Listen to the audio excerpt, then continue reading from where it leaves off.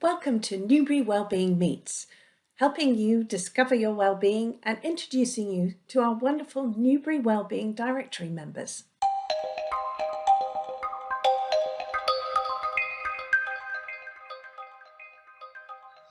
So hello everyone, I'm here today with Kim Child, who is a licensed acupuncturist. She specialises in women's wellness and she's also a Bach flower remedy practitioner.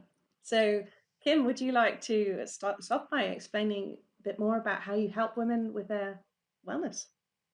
Sure, Claire. Thanks for introducing me. So, hello, everybody. My name's Kim, and I am a licensed acupuncturist here in the Newbury, Berkshire area, and I am a member of the British Acupuncture Council as well. And I've been in practice about 9 years now, and I specialize mainly in women's wellness and in a few different areas. So, fertility is one of the areas that I work with. So, that could be natural fertility, fertility for over 40s, and IVF. Yeah.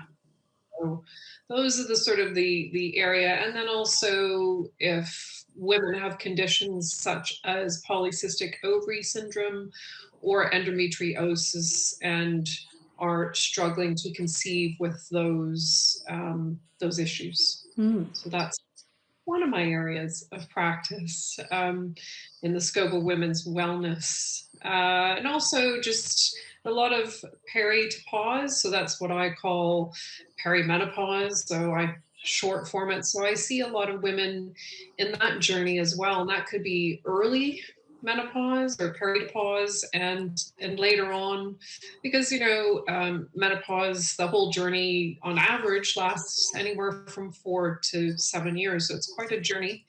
And so actually it's quite awesome at reducing symptoms, which, well, hey, there could be so many different variable symptoms because as we all know, our health is not static during the journey, and fluctuations of hormones and everything create shifting symptoms all the time in that sort of area of life. So those are kind of the big highlights. And I also support women who are pregnant and maybe a history of miscarriage as well. So that's another big area. And pregnancy symptoms such as nausea, musculoskeletal pain, hypertension, and then getting ready to give birth as well. So it's a fairly wide scope, but it's all women's, from women from younger ages to much later on. So that is what I do. Yeah. Yes, and the marvellous journey we go on through life, eh?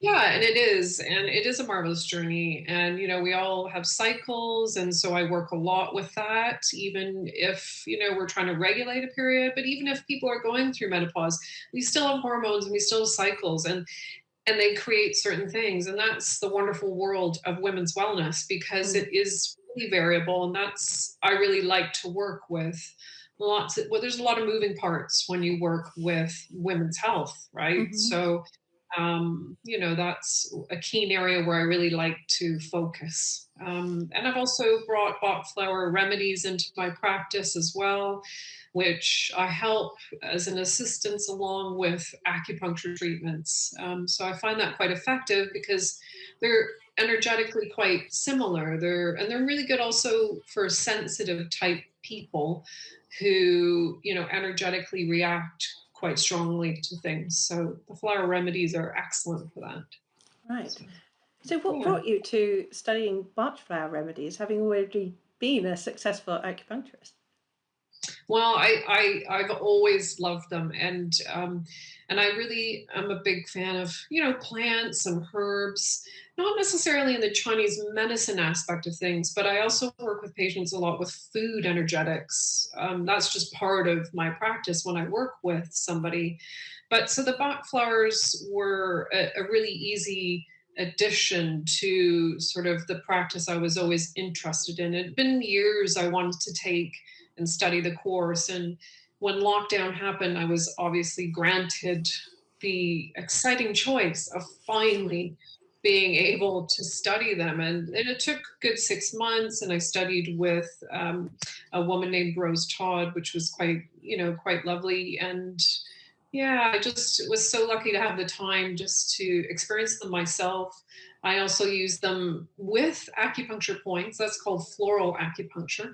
And so I'm just working on expanding my practice too with the flower remedies, because they're extremely powerful, and they're great. And there's no contraindications with the flower remedies. So they're really suitable for any patient that I see, actually. So they're great. Yeah. Wonderful.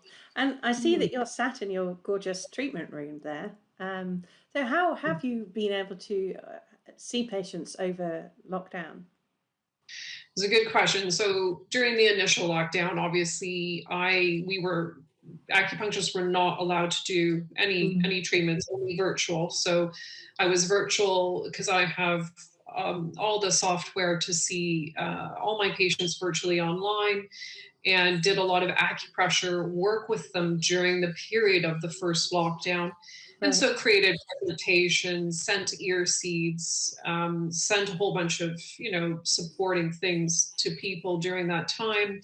Reopened on July 7th, and we are considered now medical exemption. So we are allowed to practice and insured to do so, because we support people with medical issues. Mm. In the scope of acupuncture. So as a BAC member. Yes. So, yeah, so now Wonderful. I am back to practice. And so just, the treatment room, we're structured that I shift patients with big spaces in between, obviously rigorous cleaning. I wear a whole face shield and a mask. So I ask my patients as well to wear a mask. So yeah, so I'm back now, but I also see people virtually for a little bit, for initial consultations, and then bring them into the treatment room. So we cut down our treatment time together, basically. Right, Yeah. right. And also you Mm. are still offering online Yeah, consultations with people. I am. Yeah, for because I have a lot of patients who really get a lot of benefit from their acupuncture sessions, but just also in chatting and giving lifestyle, support during this time when they can't come see me. So Yes. there is a lot of things I can still do, and the flower remedies are a really good example. So I can really take a consultation and talk to somebody online, and then just send a remedy straight to the door. For some Wonderful. of my mom patients, I call them mother's little helper. So I Yeah. just, yeah, we can do that. I mean, so it's there's a lot possible without putting needles in people sometimes. Yes. So Yes. mhm. Brilliant. And I Yeah. see you're running these regular Menopause Monday sessions on Facebook. So Yeah. what does that involve? Yeah, so what I'm doing there is I'm just talking about the scope of Chinese medicine and the pearls of Chinese medicine wisdom with menopause. And there is a lot of information there to help support women with sort of a different sort of dialogue or thought process about symptoms and how you might approach your symptoms. So Mm. menopause days is about that. Now I am about to create like a Facebook group for natural menopause with a Chinese medicine sort of aspect. So yeah, that's been really interesting. I've been doing that now since October, I think. Um, Yes, Time brilliant. is flying by. But so yeah, so I get on there, and I like to take questions, and I'm happy just to give some information that hopefully could be useful for some women out there. So yeah, Brilliant. that's what I'm up to. So am I right in thinking that's 7 p.m. on a Monday? It's Every Monday? 7:30 on a Monday. Now, 7:30. right now, I'm on a bit of a hold on that as I create the next group, Ah, which should be coming up soon. ooh, Yes. okay. Yeah, So and watch that will this have a space. lot more. Yeah, that will have like lives every week, group talk, a lot of PDF supports, a whole bunch of assets to support people. So Yes. yeah. Okay. Well, with that in mind, and while we've got Menopause Mondays on pause, would you like to share your top tips for menopause, how to help support women through it? Yeah, so I think first things to understand is that it's a natural journey, and it's really so good to talk about it because I think people have a real big worry about it, but it's actually a natural process your body's going to go through whether you're in or not. Now, it's always better to have a positive mindset about these things. Sure.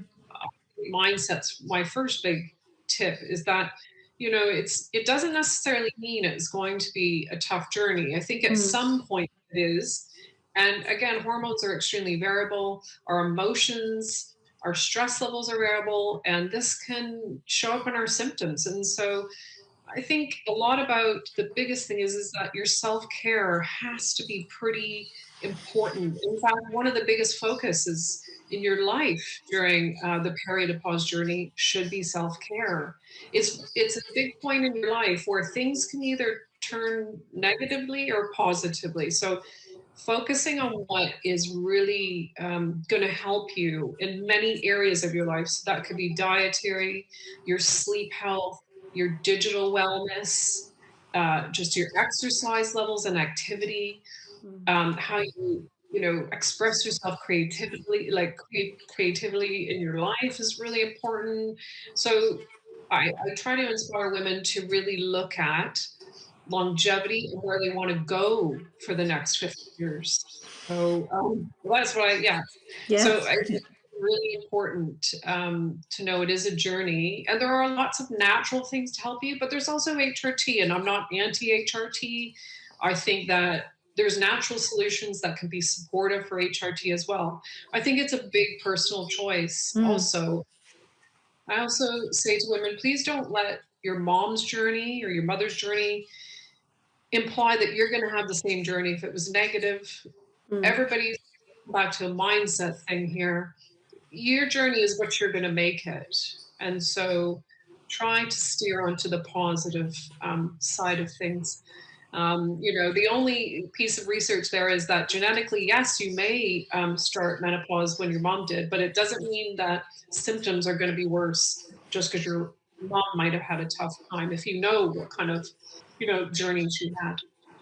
mm. So it's something I get women to think about when I'm working with them in that arena.